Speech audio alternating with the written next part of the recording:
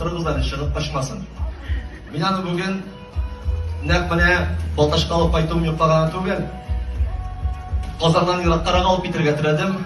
Чөнки мен айтам, тезігінен шығып, жүгіріп, Қазанға барып жетіп болмасын әлі. Әлеге тұташының есімі Айгүл. Айгүл жер yüzündегі ең сабыр, ең шибәр, ең мүләйім, ең яшіл көзілі тұташ.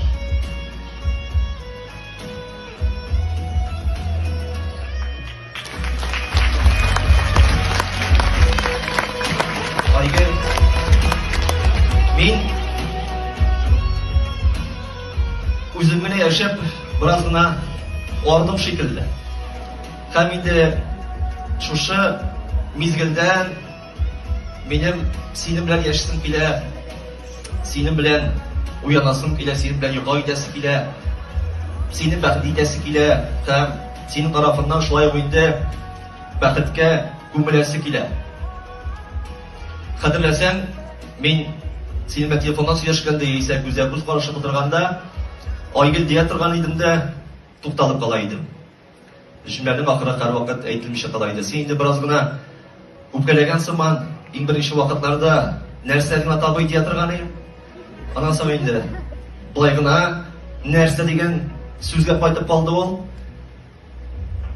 Әлеге җөмләнең дәвамы мондыйрак. Айгөл, син миңа кияүгә чыгарга ризамы?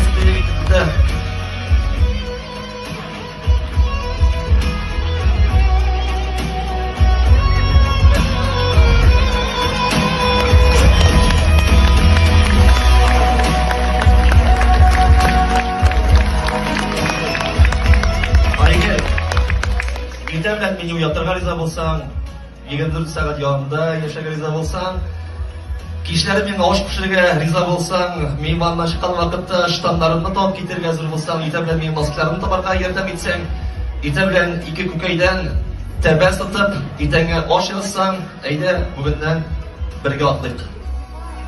Киттек.